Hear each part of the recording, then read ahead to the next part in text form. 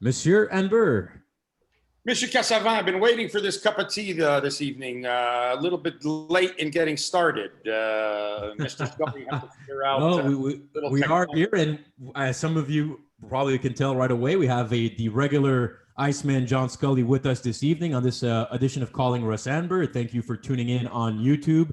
Check us out on Twitter, Instagram. Give us your feedback. Always very much appreciated. And we are working on getting the audio format of this show available on Spotify and other podcast platforms. So bear with us right now. That's going to be happening. And Russell, you're saying you were waiting for the tea because are you blaming Scully here? Or what's the delay for the tea? I would never do that, or I would never call him technologically impaired. All I'm saying is it's lucky that he has a 16-year-old daughter who could help. That's all I'm saying. I mean, you can read into that as you like. But we've talked about this before, though. As we get technologically better and we advance with technology, it's crazy how human beings regress in terms of seems like the day-to-day stuff that we're capable of doing, right? Remembering numbers, calculating stuff, directions without GPS. Right. Everything you were saying about how back in the day, this week you brought up something about it's amazing to think we lived in a world before where things were possible without computers. That's what I said, right? I said to him, they built the Empire State Building. They built the Titanic. They built the pyramids.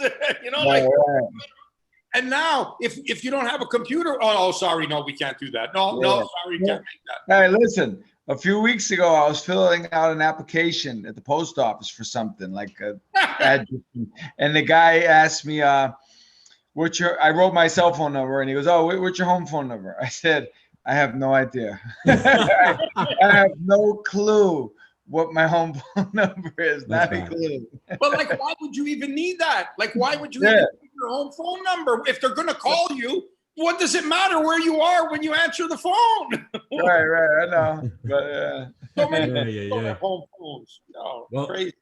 Well, we got a lot to talk about. We'll get to the Shakur Stevenson fight. Some news also this week regarding Errol, Spence, and Manny Pacquiao. Now that it's official, and a few words Spence has said leading up to the bout. There's some boxing news, of course, always. But we have to get to the result of the Mayweather Logan Paul and that card in Miami this past weekend. I don't want to spend an enormous amount of time on this because I already think it's probably gotten more attention than it deserves, especially for us and people tuning in. Many of us are boxing purists. It's not our cup of tea, but it was Floyd Mayweather in the ring. It drew a lot of attention. And this week, Dan Rayfield is reporting that it's going to do at least 1 million buys. So there's a market for it, which we kind of knew. And part of the technological advancement we were mentioning a few moments ago brings some negative stuff, which I think is the era of social media and kind of anybody doing attention, and it seems like boxing is being invaded by this. But Russ, we talked a little bit about after the result that it's a draw. Going into it, we thought Mayweather could stop it at any time he pleased. Didn't look like that this past Saturday. I don't know, is your first impression of it that Mayweather carried Logan Paul and made him look good and this was deliberate on his end? Or was he maybe surprised a little bit more by the resistance and the size difference and the height difference more than the size difference of Logan Paul in that fight? Well, the first thing I'm going to have to do is just make it clear that in staying true to myself, I did not spend any money to watch this. So my curiosity wasn't that great to force me to spend Are you admitting a crime? I thought you'd plead the fifth. No. Again, though, you see, just the curiosity, friends wanted to see it and they bought it.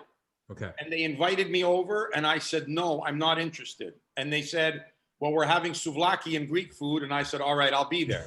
So the food got me over there. And as a result, the curiosity got to us and we watched it. So right from the outset, you could see the first 2 rounds, Mayweather does nothing. And that is to script. And that's easy to see. And I even thought at the end of the first, when Logan Paul started unloading a whole bunch of amateurish type punches on him, and they're throwing punches, I thought, you're not going to keep this up, bro. This is 8 rounds. You be careful what you're doing.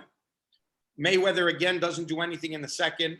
In the third, now he starts to wanting to try to back Logan Paul up, and it looks like he wants to get him out of there. And I'm thinking Mayweather's going to be able to get him out of there, and fatigue might play a bigger role than the actual punches. He might just collapse from fatigue. Then after 2 rounds of what looked to me like Mayweather was legitimately trying to hit him and couldn't really land the way he wanted to land. And when he did, it didn't seem to have the effect he thought it would have. And the other guy, yes, you know, he was wrestling and mugging and mauling, which you would do when someone's throwing punches at you, you know, and you want to protect yourself. It's a good way to stop a guy from protecting, you know, from beating on you. And I turned to my friends and I said, what happens if Mayweather tries to get him out of there and can't? And this guy actually goes the distance. And everyone looked at me, and we kind of looked at each other and said, this could happen. And as each round started to pass, and the quantity of punches that Mayweather was throwing ended up averaging out to 13 punches a round. Mayweather threw a total of 107 punches in the fight. And that makes 13 punches around. And that's not enough to get a big guy out of there.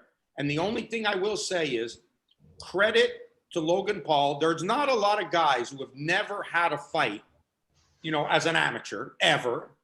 Had one fight, a 4-rounder in which they lost to KSI. And in their second fight goes 8 rounds. And I don't care who it's in front of. I don't care if it's a smaller guy or whatever.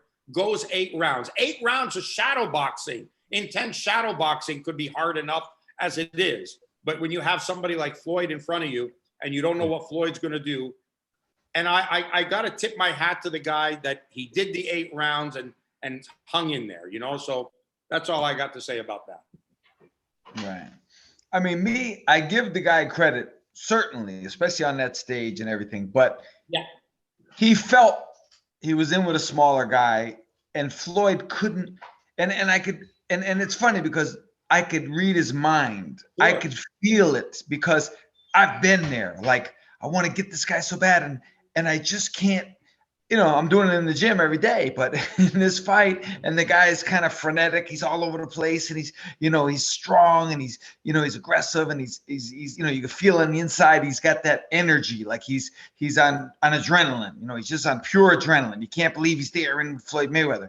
So he's doing well, and Floyd needs to set things up, but the guy wasn't letting him set it up because he's holding, he's grabbing, and he's pushing. He's all over the place, and you know. And so he just couldn't, it was simply a case of him not being able to set it up. Now, if Floyd was a natural 180 pounder, it would have been a different thing. Like the guy was able to push Floyd, and I'm sure Floyd, see, people think like just because the guy is not a boxer that he's not strong. I mean, he's still a big guy and he's still very motivated. He's able to push Floyd around, and he probably realized, you know, Floyd has never been known as like, you know, a strong guy that's going to bully you. You know, that's never been his forte. So, you know, I thought, I'll say this much. Floyd, as a fighter, I don't think he's very happy right now. I don't think he's happy at all. I think he's even with the money, he's like, man, I wish I didn't do it, or I wish I could have done better. Like, because I'm sure he thought he was going to abuse this kid, but the kid was on so much energy, and you know, it's just crazy. Like it's it didn't end the way he wanted it to. And you know what? For what it's worth, for the little bit that you could say, but it's all relative to the talent and the experience. The kid trained and got ready for this. Like, he got ready as best as he could for what he's got, and he had a game plan.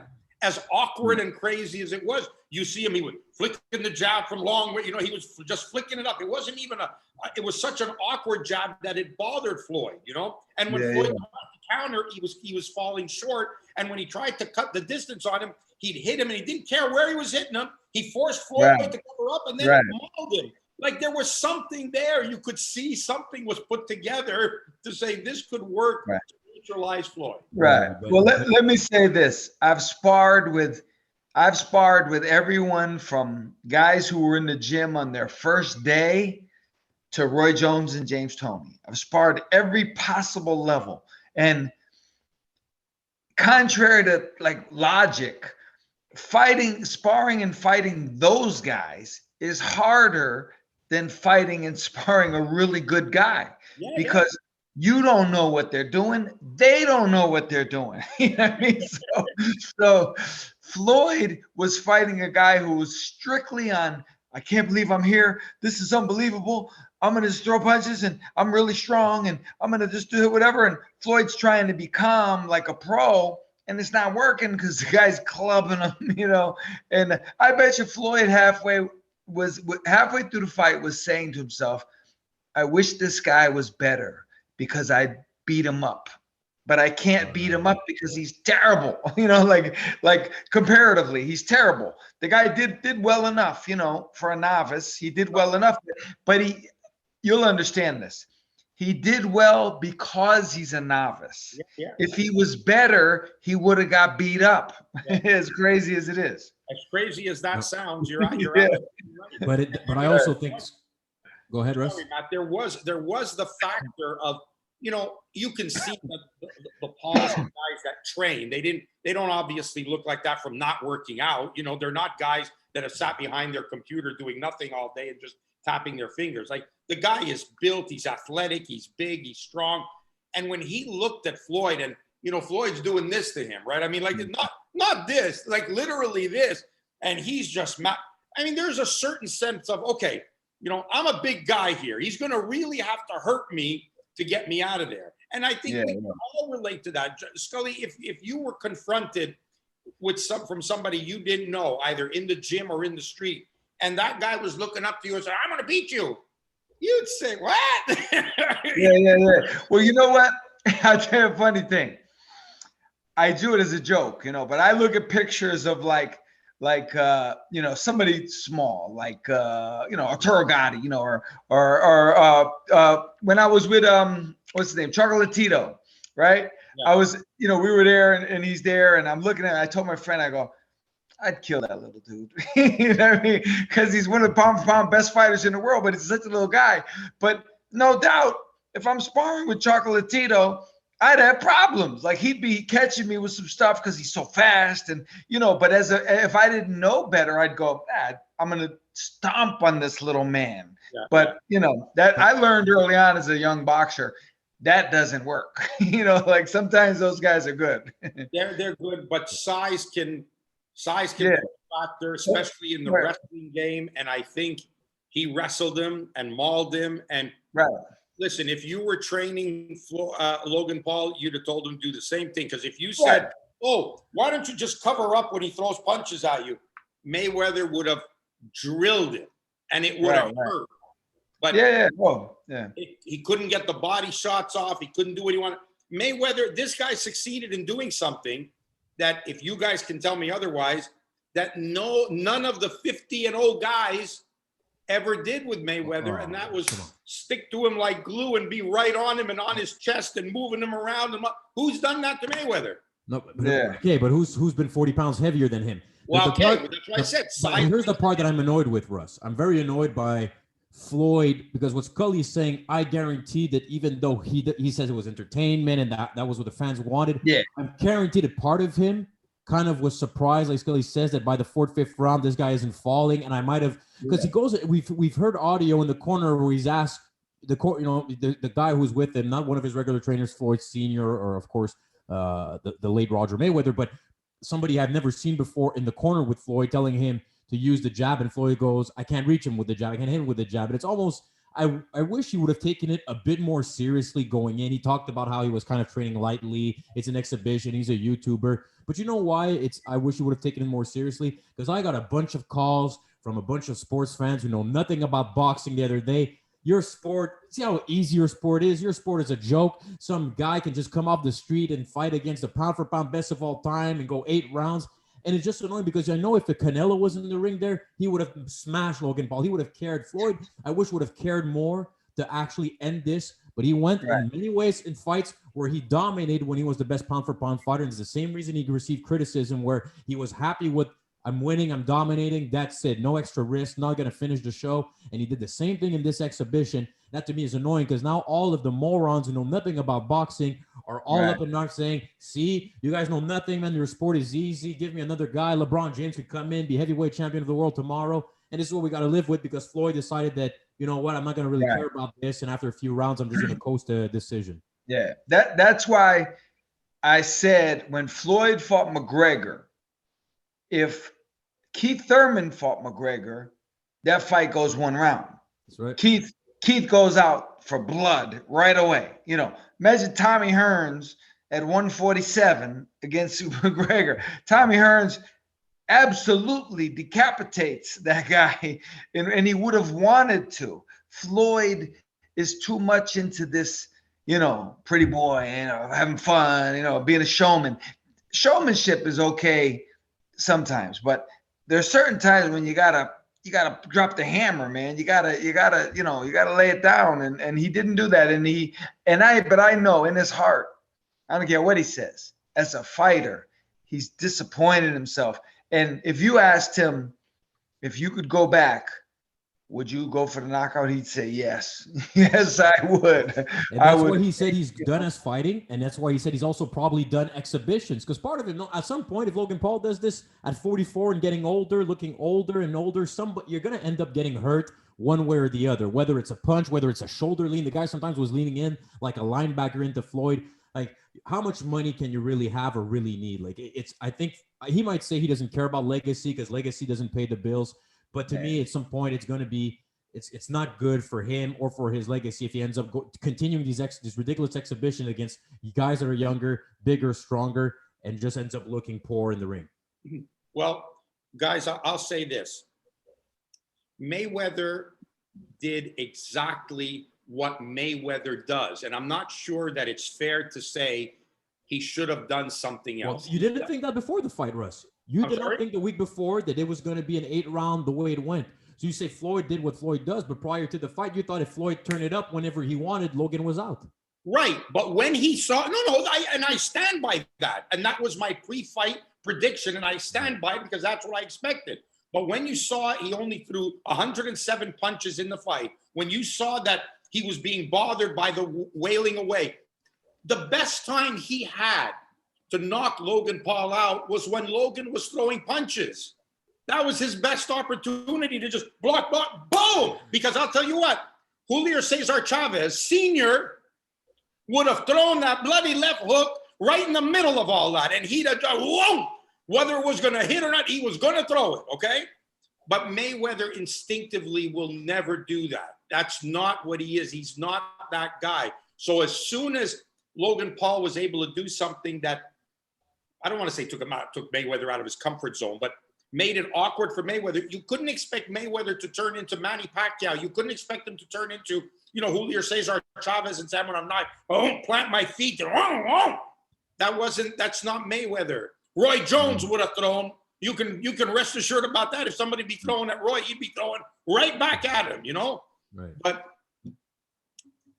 I think he just did what instinctively he knows what to do. And that's, cover up first, then throw punches. And like Scully said, because it was so awkward, the other part didn't come to fruition where, cover up and then counter, boom.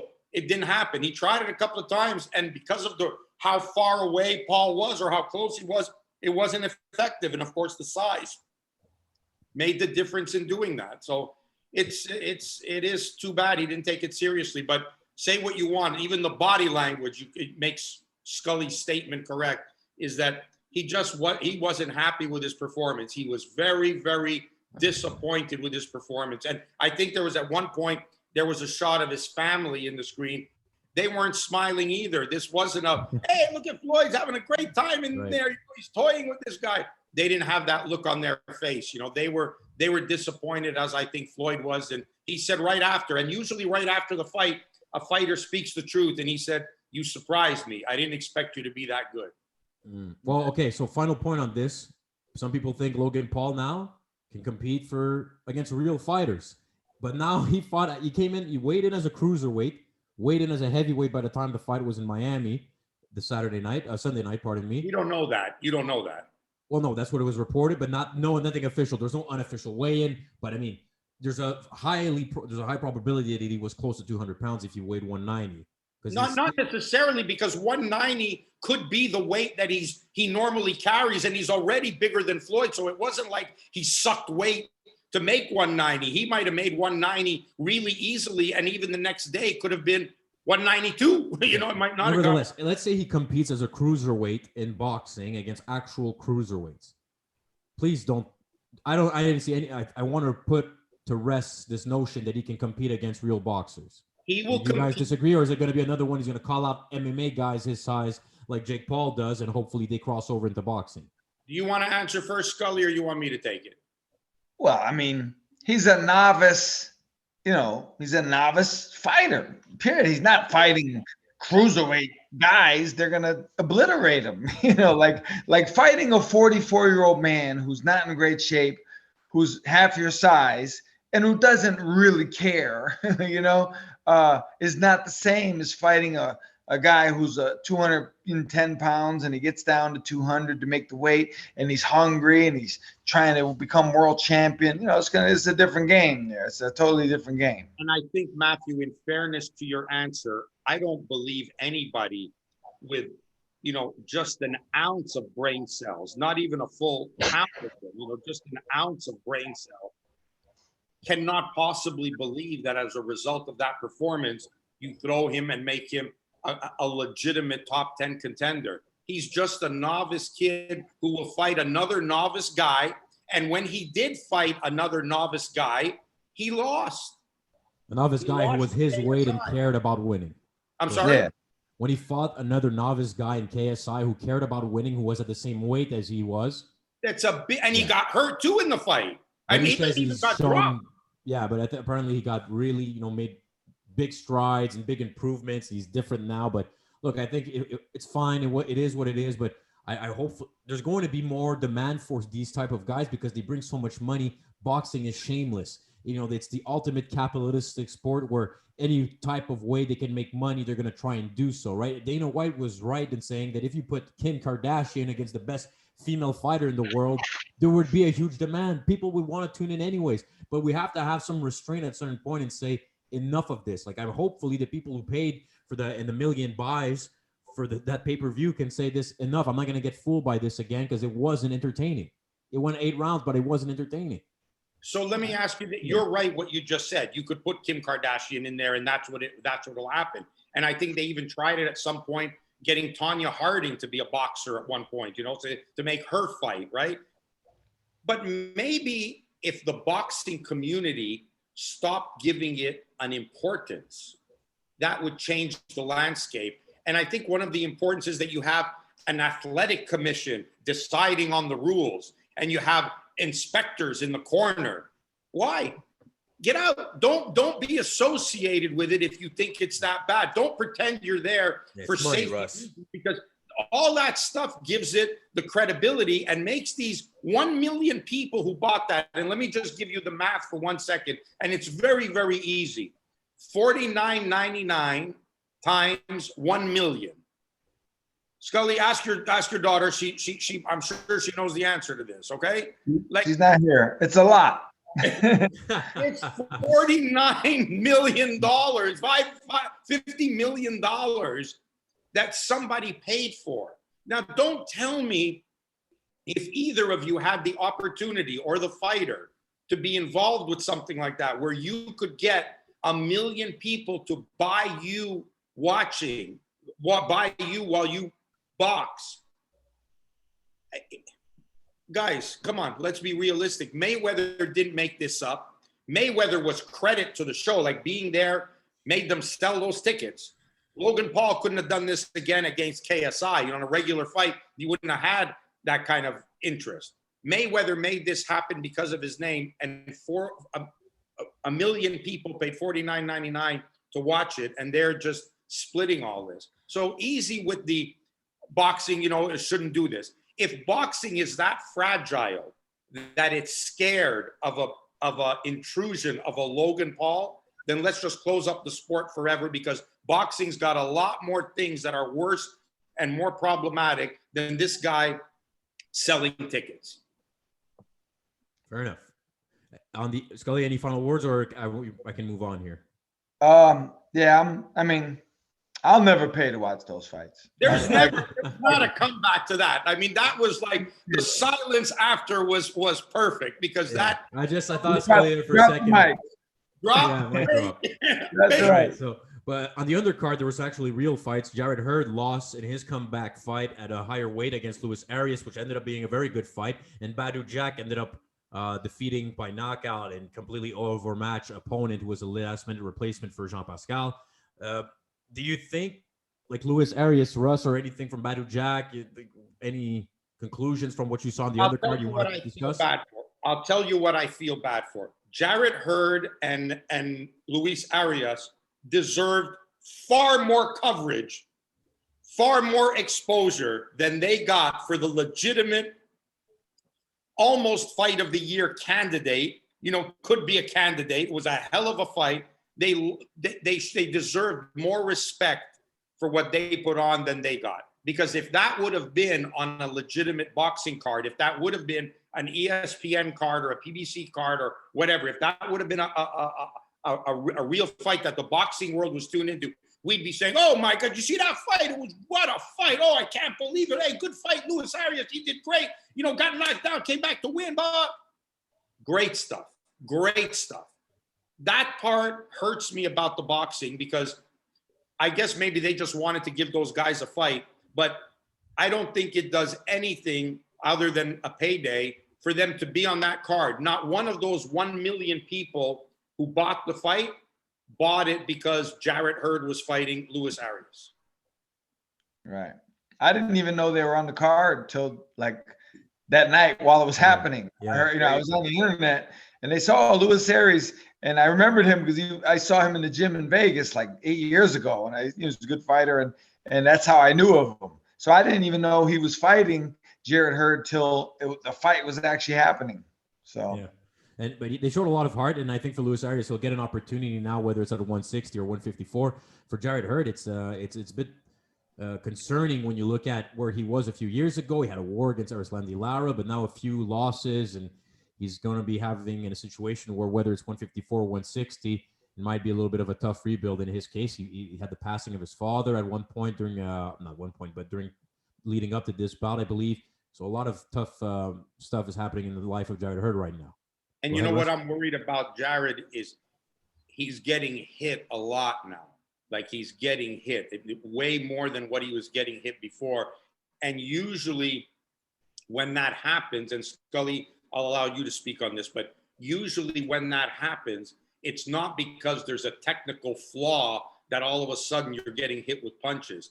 Your reaction time, something slows down that makes you get hit with punches today that you didn't get hit with at the same time last year. And something happens in there. And that worried me a lot, seeing the amount of punches he got hit with. Scully?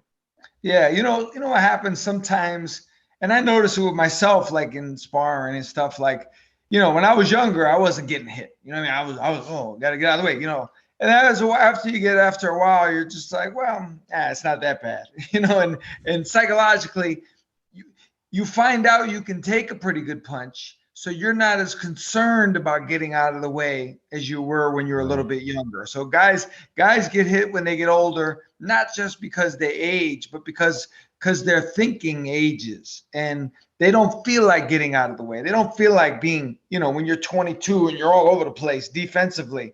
You don't want to do that when you're 35, 36. You're willing to take a couple shots to dig back.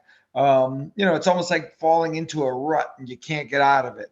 So, it's not like guys start getting hit a lot and then a few years later they're not. Once they start getting hit, it's pretty much going to be more and more from that point. Right. That's the point I was trying to make. That's an excellent point. Excellent point. One guy who's not getting hit much at all in this day and age right now in his career is Shakur Stevenson, one of these young guys, 15-0, 8 knockouts, has a fight Saturday night.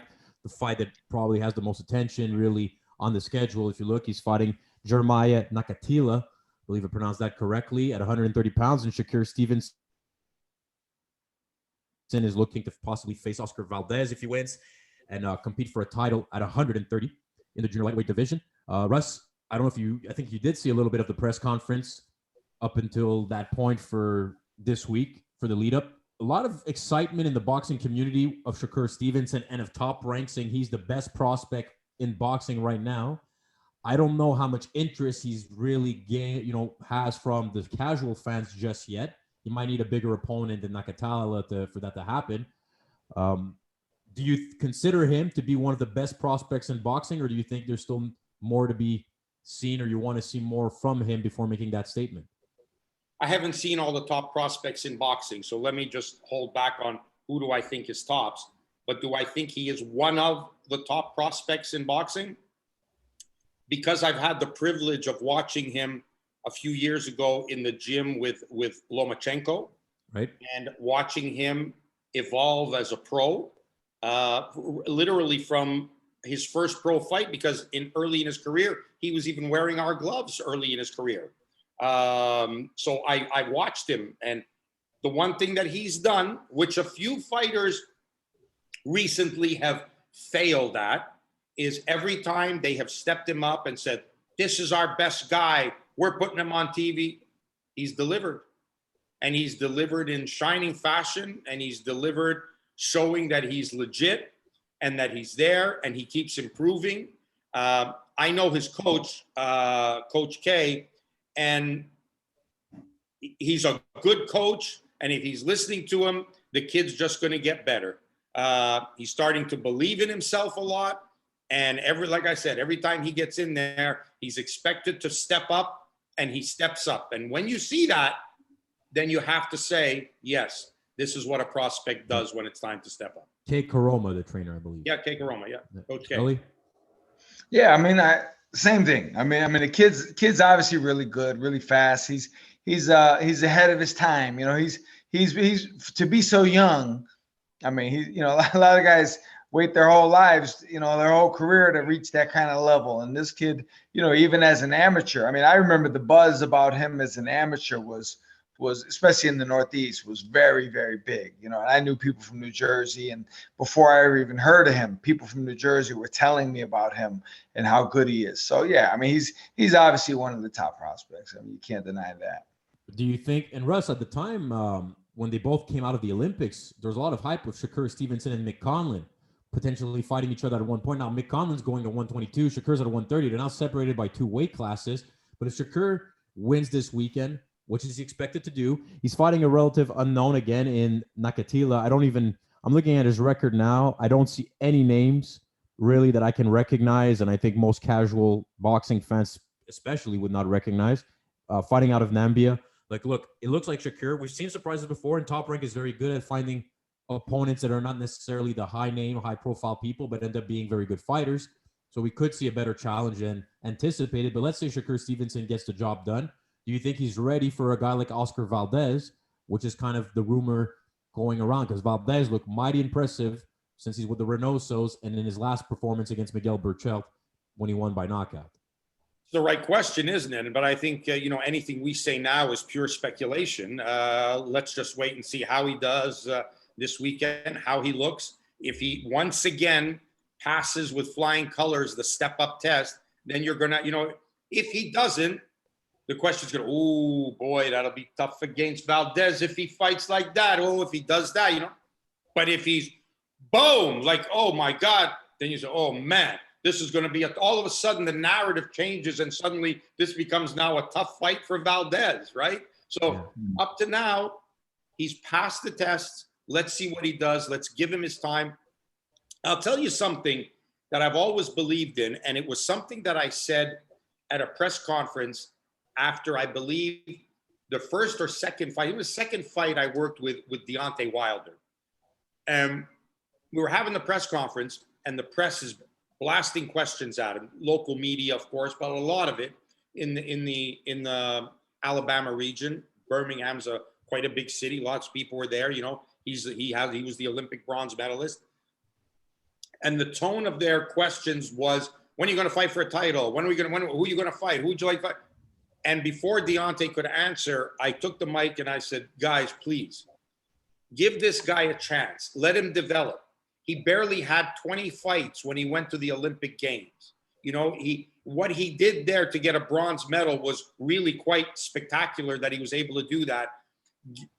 give him time to develop, because I'm sure you would much rather be writing about the kid who won the heavyweight championship of the world instead of the story about the local kid who gave it a good shot and came up short because you rushed him. So please give him the time to develop. So I hope, Shakur's a young kid. There are always exceptions to the rule of guys that you can fast track. Better Biev is a guy you could fast track. Usyk was a guy you could fast track. Loma. But generally in boxing, they didn't even fast track Roy or Sugar Ray Leonard. They didn't fast track them. Right. You develop. If they give this kid the chance to develop and he keeps passing the test with the abilities that he has, he's gonna be a star. He's gonna be the best prospect and one of the best fighters in the game. So that's all. That's what I feel. Top Rank. Yeah, Top Rank, Russ has been probably one of the best at the blueprint of developing a fighter, getting in the right fights, so that he can pass that test once he's involved into the major fights. Yeah, but their approach also is, this is a test. You either pass it or you're out, because we're Top Rank and we develop blue chip prospects, not just prospects, but blue chip. So if you show any sign of not being that blue chip, they're not interested. They're only interested in blue chip. And if you show weakness in a fight, if they don't sit there, Bruce Trampler, Brad Goodman, Pete Susans, if they don't sit there and go, he's great. Yeah, it's tough to impress them. They've seen a lot. That's right. He's okay. Because they've seen it all. They've seen all the guys, and that sometimes happens. I notice with myself, like, you become very jaded that sometimes no matter how good a guy is in front of you, I've seen that before, nothing special. But he's good, though. He's good. Yeah. And he keeps passing the test. So, because we have Scully here, something I noticed, and I want to ask if Scully, if you notice this trend in the gyms in the United States especially, but it seems a lot of the up-and-coming American prospects and even now contenders, world champions, you had Chad Dawson, who was a southpaw, and correct me if I'm wrong, but I think, like you said, Chad Dawson's primary strong hand was the right hand, even if he was a southpaw. You'll have a chance to correct me if I'm wrong about that. But Shakur Stevenson, southpaw. Errol Spence, southpaw. Terrence Crawford, southpaw. I had somebody else in mind, one of the top American prospects of late, who also happened to be southpaw. The name escapes me. I'll get back to it in a sec. But there seems to be a lot of southpaws in the United States who are emerging as the best prospects or champions. Is this just a coincidence, or do you think it's something that you should teach a fighter who's maybe right-handed predominantly, but since you're going to jab more than you're going to throw any other punch, you should work on the jab and right hook off the southpaw stance? Do you think it's something that's being, planned here in the States, or is this just a coincidence? I think it's a coincidence. I would think. I'll say one thing on that subject. Davis. Sorry, Scully. Tank Davis, Gary Russell, two others that come to mind. I think it's kind of a coincidence, but I'll tell you a funny thing. And Russ, I'm sure Russ, unless it's different for some reason in Canadian water, but in America, most people, the majority of guys who come in the gym for the first time, myself included, when I first started, box southpaw. There's something about southpaw that must seem natural. I would say the majority of people I hold the mitts for the first time try to do it as a southpaw. And I always ask them, if you were to punch me as hard as you could, if I slapped you and you hit me back, which hand would you hit me with? The vast majority of them say the right hand. I say, okay, you're a righty. You've got to lead with your left, not with your right. But for some reason, people want to lead with their strong hand. And like I said, I did the same thing, but I run into that every day. So some guys maybe just stay with it. That's their case with Chad Dawson. See, I didn't have Chad when he first started as a kid. So I remember his trainer saying that he was a converted southpaw, but I don't know that for sure. I'm not positive on that. And Russ, isn't your stance always been like they should outlaw southpaws, or not necessarily? Yeah, gotta outlaw southpaws. I hate them I despise sparring and fighting southpaws. Is horrible. Like, it's really horrible, especially like a guy like Maskey who was, really long and everything. It's horrible. Like I've boxed with guys and the whole time I'm just thinking, I wish this guy was righty. Like I would be smashing this guy if he was righty, but because he's southpaw, you know, and that hand out there, it's horrible. It's terrible. You know who you know who hates southpaws more than you do? Who's that? Other southpaws. Yeah. Well, they usually have an advantage, right? When they go up against right-handed fighters. Well, everything's backwards, like completely backwards to them. Well, I'm gonna tell you a funny thing. Because I fight both ways. You know, I can go righty and southpaw, and I'm equally successful, but for different reasons. If I wanted to box and be elusive, I would go righty. If I wanted to be strong, I would go southpaw. So when I fought Michael Nunn, one of the best southpaws in the world, my best success was when I went southpaw. Because I found out like early in the fight, I could catch him with the right hook. And so I said, well, that's the one punch I'm hitting him. I couldn't hit him with the jab because, you know, he's holding his hand out there. So with Michael Nunn, being a southpaw was, if I couldn't do that, like it would have been a really rough night. But it's a fact. Like I know Otis hated fighting southpaws because everything you want to do, everything in your arsenal, especially when you're a counter puncher. Like when you're a counter puncher and a good defensive fighter, every move you would naturally and instinctively make against a right-hander is a recipe for disaster against the southpaw. Every one of them, every move, every step puts you into the wrong hand. Hey, let me tell you something. This is indicative. The biggest tournament as a kid was the National Golden Gloves. Like, I wanted to win the National Golden Gloves more than anything in the world. Like, that was everybody, Sugar Ray, everybody won that. I get to the finals, 1987. You remember Fabian Williams from Detroit. I fought Fabian Williams, you know, good fighter, the whole nine. I lost 3-2 split in the finals. He told me about a year ago. He said, and I was I was happy he told me, but I was really upset for like a week. He told me, he said, if you would have stayed southpaw, you would have beat me. He said, for some reason, after the first round, you stayed righty, and that's why I won. He said, he said, I could never beat southpaws. He said, you would have beat me if you stayed southpaw. Well, horrible. You know what? I'll one-up you on that then, because Ray Leonard told me that when Hagler came out against him right-handed, he basically gave him 3 rounds. Yeah. He gave Ray 3 rounds by coming out right-handed. Like, I can always understand a right-hander going southpaw. I can never understand a southpaw going righty because you have such a massive advantage. To get back to what you said, Matt, and maybe because boxing is such a conservative sport, and when I say that, it means we're you know, a lot of us are it's inbred in us to what we should think of how we should fight.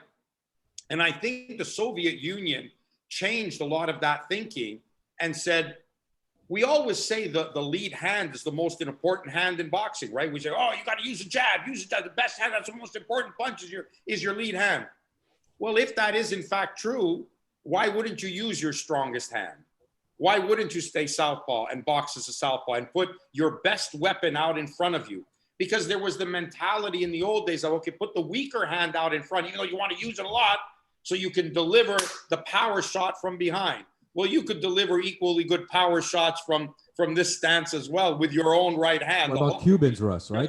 Rigondeaux, Lara, a lot of Cubans also, I find, have maybe that was also part of it. Yeah, and I think logically it makes sense. You know, it makes sense instead of being so embedded in us that you have to fight this way. You know, I'm fine with guys fighting southpaw, even if they're right-handed. But you can see right away that sometimes the coordination doesn't quite work. And I use the analogy for either hockey or baseball, that it doesn't matter what hand you are, left-handed or right-handed, doesn't matter when you hold a stick or swing the bat. Because you could be right-handed and swing from the left side of the plate, and right-handed and left-handed and swing from the right side. And same thing with hockey stick, the way you shoot. It's not related to your hand. Catching and throwing is, but swinging isn't. So sometimes you could see the uncoordination in a fighter, even if you try to put him right. He's a right-hander, but you try to put him southpaw, and it's off. Like no, not right. Go back to the other way, and it'll be better, you know. But there's other guys that fall into it quite naturally, and I want to know. I should know this. I feel bad that I don't. I want to know if I know Usyk is for sure a southpaw. But I want to know if Loma is, or if Loma, when he was injured in the past, he's won fights with only using the right hand. No, but I want to know if he's a natural southpaw, or I don't know why something's telling me he might be right-handed, but learned to fight as a southpaw, which is and again, the Soviets took it as an advantage that if you were a southpaw, you had an advantage over the Western world who was producing conventional orthodox fighters. Yeah. So it's not a bad thinking. It really is not. Right. Okay. We have time for one final topic before we get to it. I just want to put in some house cleaning in order. The fans might want to place a wager on Shakur Stevenson's fight this upcoming weekend. Or let me tell you what they can do. Let me tell you what Scully, I've been practicing this. So if you want to bet on the fight, you put in the code boxing. 99 on bet99.com. Yeah, bet99.com. The code word is boxing, and they will match your bet up to $600. It's boxing99, the code word. So let me do the full read. I was right there. So be sure to check out bet99.com. They're Canada's newest online sportsbook and casino. Be sure to check out the player props, bet builder, and their risk-free live bet bonuses. And what Russ was trying to say in a bit of an awkward way, that if you use the code boxing99, you get a sports welcome offer. It's a deposit match of 100% up to $600. Pretty cool. Some good action this weekend. Take a look. Boxing, UFC, if that's your thing. But boxing99 is the code. It works for any sport. Final thoughts? And it wasn't awkward. It was from the southpaw stance. There's a difference. Uncoordinated. Maybe. Okay. That's what it was. We have time for one last topic here. Do you want to get to what Errol Spence had to say about Pacquiao this week, or do you want to touch on the heavyweights and clarity on the heavyweight picture with Wilder, Fury, and Usyk, Joshua looking like that's going to be official? Okay, we'll try to do both, but tell me about Errol Spence. All right, so Errol Spence is fighting Manny Pacquiao. We know that. So Pacquiao is actually fighting arguably the best welterweight in the world, while Floyd is doing exhibitions against YouTubers. So Pacquiao is going to fight Spence August 21st. There's going to be VADA testing, we found out this week, which is interesting. And the 42-year-old Pacquiao, Spence believes, and this is his quote that he was said this week. It's an article on Boxing Scene. I'm preparing my body to get into training camp mode and do the best I can to get into the best shape that I can to knock out Manny Pacquiao and send him off into retirement. Now, that's pretty strong words from Errol Spence, who's usually kind of soft-spoken, 27-0, 21 knockouts. Did not look great against Danny Garcia. Solid, but not great. Do you think part of it might be underrating Manny Pacquiao, even a 42-year-old Pacquiao? Or do you think it's the right mindset to have to go in there and make a statement? Because if he beats Pacquiao and knocks him out, there's no doubt that people are going to favor him now over Crawford when they compare the two. Scully, I'll let you take it because I don't care anymore what people say. I don't care what they say. I'm so, demotivated by the lack of respect, that people have for fighters and whatnot, and to say something like that because you're trying to hype the gate. You don't even need to hype the gate. You just have to show up because Manny's there and you're going to make money. He's the one making you the money. So you know what? You should be nice. You should be nice and just give the guy he's at least earned that much respect, at least. So I'll let you take it because I'm going to say bad things. Well, I mean, I'll tell you, a long time ago, I stopped listening to what people say before a fight because too many times after a fight, they'll say, I didn't mean it, I was just saying it, or, and then the ultimate thing is this, like if there's 100 fights, 200 guys are going to say for weeks and weeks and weeks what they're going to do, and 100 of them are going to be wrong. Like guaranteed, they're going to be wrong no matter. When I'm online and somebody tells me, man, did you see what Joe Frazier said about Ali? He's going to do this and he's going to go. That tells me you're a little bit inexperienced because Doesn't matter what they say. Like, so what they said. Of course, what else are you going to say? I'm going to get knocked out? Like, this guy's going to crush me? I mean, of course they're going to say this. And sometimes they do it for hype. Sometimes they do it to convince themselves. Like, sometimes I believe a fighter won't even believe what he says until he says it. And then after he says it, he's like, man, I said it. Like, yeah, man, I'm going to do that. I'm going to really do that, you know? And, but a lot of times you could interview a guy, and I believe this, and I know this from myself. You could interview a guy, if his fight is July 1st, right? You could interview him on June 1st, June 10th, and June 25th, and then interview him the day before the fight and ask him the same question. You'll get 4 different answers.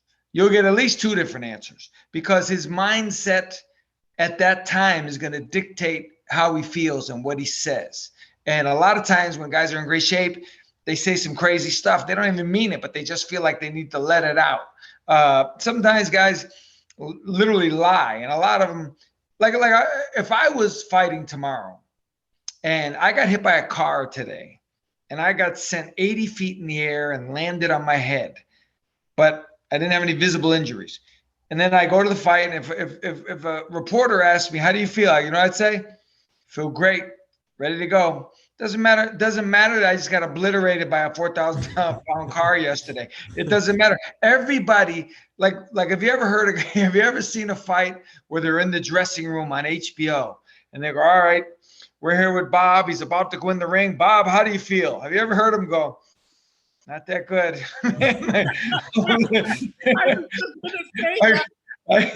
I think I got the flu.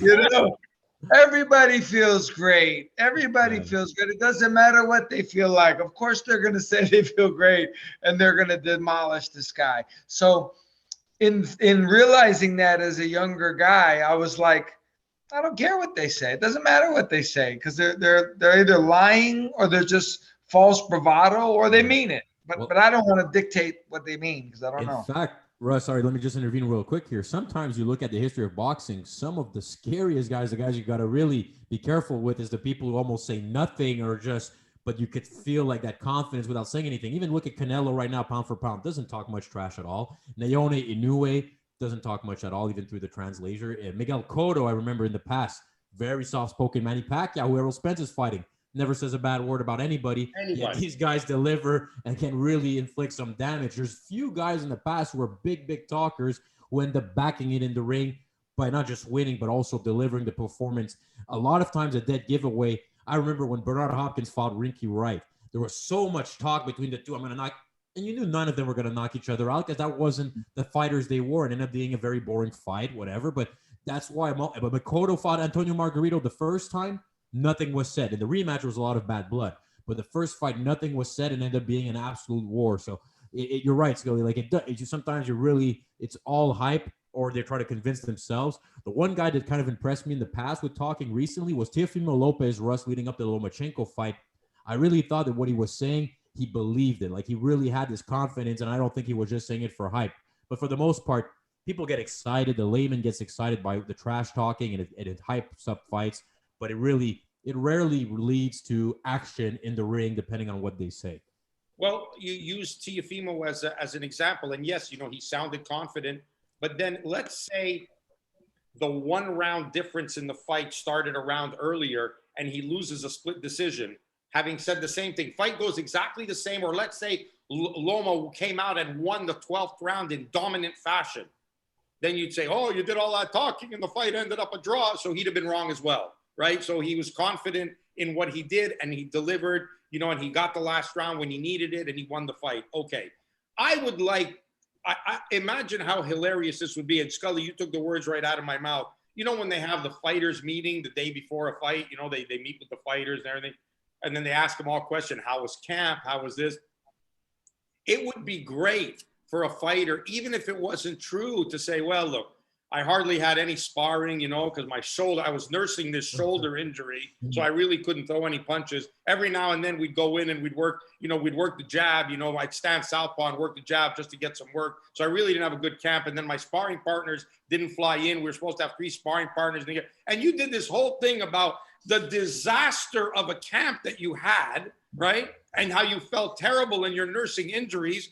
And then you go on and put the performance of your life and you smash the guy in front of you. And during that time, the announcers are saying, well, you know, he spoke to us at the meeting and said, oh, this was a problem. He was nursing this injury and that injury. It would be great. He should deliberately misinform his opponent and his camp.